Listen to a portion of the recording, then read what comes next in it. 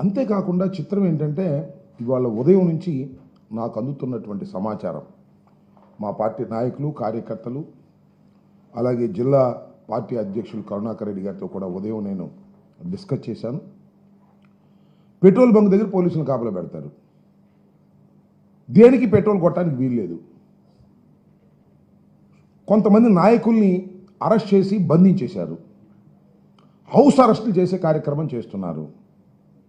ఇంతకు ముందే హెలీప్యాడ్ దగ్గర లాఠీ చార్జ్ చేశారు.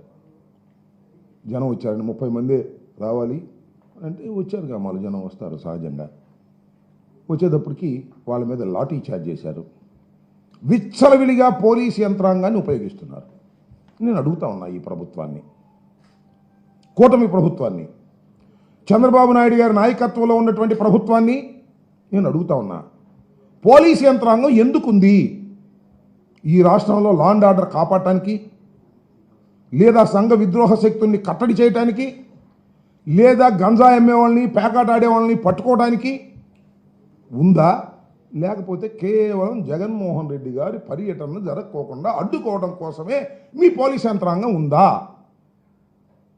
అనే దానికి సమాధానం చెప్పాలి. అసలు జగన్మోహన్ రెడ్డి గారు ఇంట్లోంచి బయటికి కదులుతున్నాడు అంటేనే మీ పోలీస్ యంత్రాంగం అంతా వచ్చి పడుతుంది. ఎన్ని వేల మంది పోలీసులు మీరు ఇవాళ ఈ బంగారుపాలెంలో పెట్టారు. బంగారుపాలెం కానీ ఆ ప్రాంతంలో ఉన్నటువంటి అన్ని గ్రామాల్లోనూ పోలీస్ పికెట్లు పెట్టేశారు. ఇంట్లో వాడు బయటికి రావడానికి వెళ్ళలేదు, హెలీప్యాడ్ దగ్గరికి వెళ్ళడానికి వెళ్ళలేదు, మార్కెట్ యార్డ్ దగ్గరికి వెళ్ళడానికి వెళ్ళలేదు, జగన్మోహన్ రెడ్డి గారిని చూడటానికి వీల్లేదు, జగన్మోహన్ రెడ్డి గారికి కాలు వెళ్తుంటే చెయ్యి ఓపడానికి వీల్లేదు అనేటువంటి పద్ధతుల్లో ఇంత నిర్బంధం ఎప్పుడైనా చూశారా మీరు అని అడుగుతా ఉన్నా. చూసిన వాళ్ళు చచ్చిపోయి ఉంటారు. వాళ్ళు బ్రిటిష్ పరిపాలనలో స్వాతంత్ర సమరయోధుల మీద ఏ విధంగా అయితే యుద్ధాన్ని ప్రకటించి బ్రిటిష్ ప్రభుత్వం చేసిందో అంతకన్నా దారుణంగా నేను 89లో రాజకీయాల్లోకి ప్రవేశించాను. అప్పటి నుంచి ఇప్పటి వరకు కూడా ఇలాంటి దారుణమైనటువంటి పరిస్థితులు రాష్ట్రంలో లేవు అనే విషయం అందరికీ తెలిసినటువంటి సత్యం అని ఈ సందర్భంగా మనవి చేస్తున్నా. ఎస్పీ గారు ఉంటాడు, ఆయన పేరుతో మణికంఠ అంట. ఆయన నిన్న చాలా ఆంక్షలు చెప్పాడు. విచిత్రమైన ఆంక్ష చెప్పాడండి. ఈ మీటింగ్కి వస్తేనంట ఎవడైనా జనాన్ని సమీకరిస్తేనంట రౌడీ షీట్ పెడతా అంట. What is this? జనాన్ని సమీకరించమని మేమేం చెప్పడంలో, జనాన్ని సమీకరించవలసినటువంటి అవసరమే జగన్మోహన్ రెడ్డికి లేదు, మా వైఎస్ఆర్ కాంగ్రెస్ పార్టీకి లేదు. నిజంగా జనాన్ని సమీకరిస్తుంది మీరు.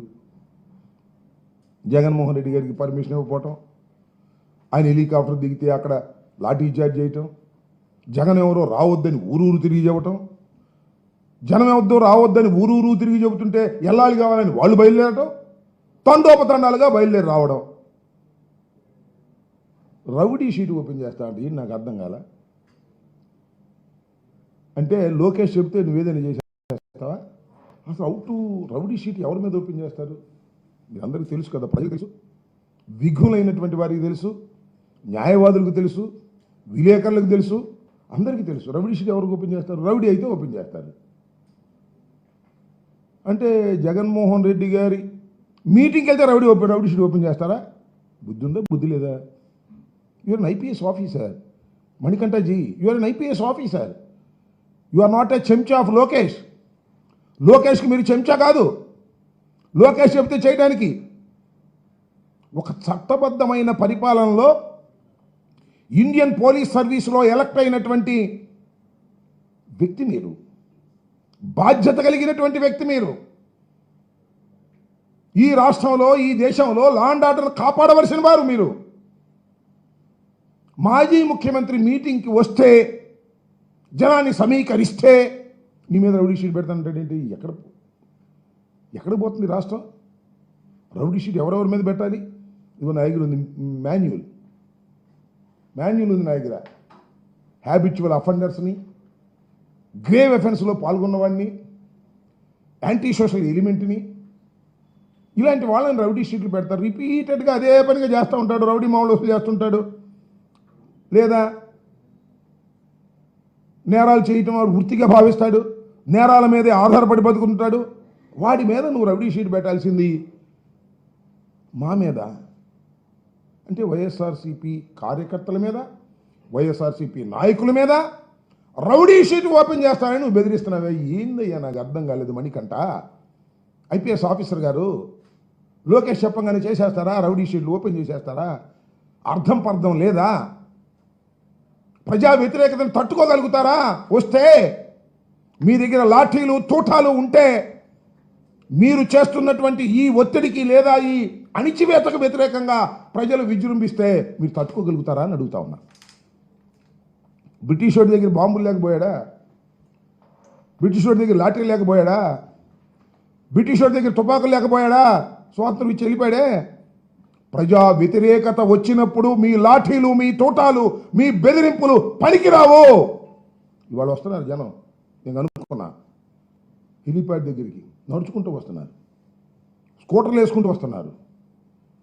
ఏంటో చూడాలనే తాపత్రయం, ఏదో జరుగుతుందనేటువంటి భయం మీరు క్రియేట్ చేసింది జగన్మోహన్ రెడ్డి గారు కాదు. గ్రామాలు తరలి వచ్చేటటువంటి పరిస్థితిని వాళ్ళు మీరు క్రియేట్ చేశారు. దీనికి బాధ్యులు మీరు. అదేమంటే తొక్కిసలాడలో జనం చచ్చిపోతారు, తొక్కిసలాడని కంట్రోల్ చేయలేరు మీరు. మీరు గుంటూరు చూడండి, జగన్మోహన్ రెడ్డి గారి కారు చుట్టూ ఒక్క పోలీస్ అన్న ఉన్నాడు. Is in Z security as an ex chief minister. Rope party ఉండాలి. ఉందా? గుంటూరులో ఉందా? గుంటూరు వచ్చినప్పుడు నేను చూసా. ఉందా? లేదు. ఇంకో చోట ఉందా? That is your duty. అంతేగాని ఒక రాజకీయ నాయకుడు వస్తుంటే వాడికి జనం వెళ్ళడానికి వీల్లేదు, వెళ్తే వాళ్ళ మీద రౌడీ షీట్లు ఓపెన్ చేస్తాం, ఇలాంటి దారుణమైనటువంటి మాటలు మాట్లాడటం ధర్మం కాదనే విషయాన్ని ముఖ్యంగా ఐపీఎస్ ఆఫీసర్ గుర్తుపెట్టుకోవాలి. మణికంఠ అనే ఆయన, మిగతా ఐపీఎస్ ఆఫీసర్లు కూడా దీన్ని ఖండించాల్సినటువంటి అవసరం ఉంది. రౌడీ షీట్ పెడతాం, అది పెడతాం, ఇది పెడతాం అనేటువంటి పద్ధతుల్లో ఒక కర్ఫ్యూ వాతావరణాన్ని మీరు సృష్టించారు. మొత్తం బంగారుపాలెం, తిరుపతి, మన చిత్తూరు జిల్లా మొత్తం భయంకరమైన సిచ్యువేషన్ని మీరు క్రియేట్ చేసి మేము ఎందుకు వెళ్తున్నాం? మామిడి రైతులు అన్యాయం అయిపోయారు, వాళ్ళని పరామర్శించటం. వారిని పరామర్శించడం వల్ల ఏం జరుగుతుంది? ప్రభుత్వం మీద ఒత్తిడి పెరుగుతుంది. ఒత్తిడి పెరిగితే ప్రభుత్వం ఏదైనా ముందుకు వచ్చి రైతుల్ని ఆదుకుంటుంది. దిస్ ఇస్ ద కాన్సెప్ట్ కదా. ఒక మాజీ ముఖ్యమంత్రి వెళ్ళి పరామర్శిస్తానికి కూడా ఇన్ని అడ్డంకులు ఈ రాష్ట్రంలో ఉన్నాయి. మొన్న 5 సంవత్సరాల దాకా ఈ రాష్ట్రానికి ముఖ్యమంత్రిగా చేసినటువంటి వ్యక్తి అండి జగన్మోహన్ రెడ్డి గారు. ఆయన వెళ్ళి ప్రజల్ని పరామర్శించడానికి కూడా ఇన్ని ఆంక్షలు విధిస్తున్నారు అంటే ఎక్కడికి పోతున్నారు మీరు? మీ అంతటా మీరే ప్రజా వ్యతిరేకత తెచ్చుకునేటటువంటి పరిస్థితులకు మీరు దోహదపడుతున్నారు. ఇది చాలా దారుణమైనటువంటి అంశం. కాబట్టి అన్ని చోట్ల ఇవాళ నాకు వచ్చిన సమాచారం ప్రకారం 116 దుకాణాలు ఉంటే ఆ దుకాణాలకు మొత్తం నోటీసులు ఇచ్చారండి.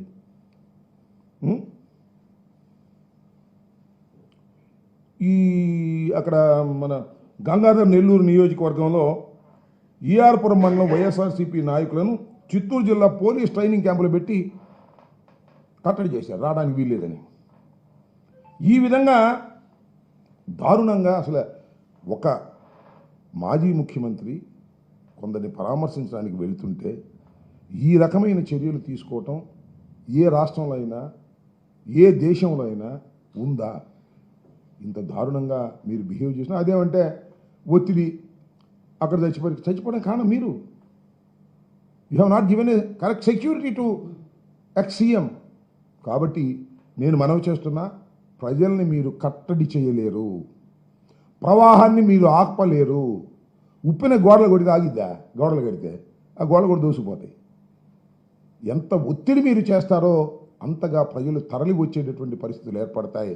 ఇవాళ జగన్మోహన్ రెడ్డి గారు చిత్తశుద్ధిగా తోతాపరి, మామిడి కాపు రైతాంగం తీవ్రమైన ఇబ్బందులు పడుతున్నారు. చివరికి చెట్లు నరికేస్తున్నారండి, కాయలు బయట పారేస్తున్నారు. చిత్తూరు కాయలు అంటారు, వాటిని బయట పారేస్తున్నారు. తోటలు నరికి తీసేస్తున్నారు. వాళ్ళ మీద దృష్టి పెట్టకోకుండా వారిని పరామర్శించి మీ మీద ఒత్తిడి తీసుకురావాలని ప్రయత్నం చేసేటటువంటి జగన్మోహన్ రెడ్డి గారి మీద ఈ విధమైనటువంటి అణిచివేత పరిస్థితులు తీసుకురావడం చాలా దారుణమైన విషయం. మీ అణిచివేతను ఎవ్వరు వైఎస్ఆర్ కాంగ్రెస్ పార్టీ కార్యకర్తలు కానీ మామిడి రైతాంగం కానీ లెక్క చేయరు, చూసుకోండి సాయంత్రానికి మీరని మనం చేస్తున్నాం.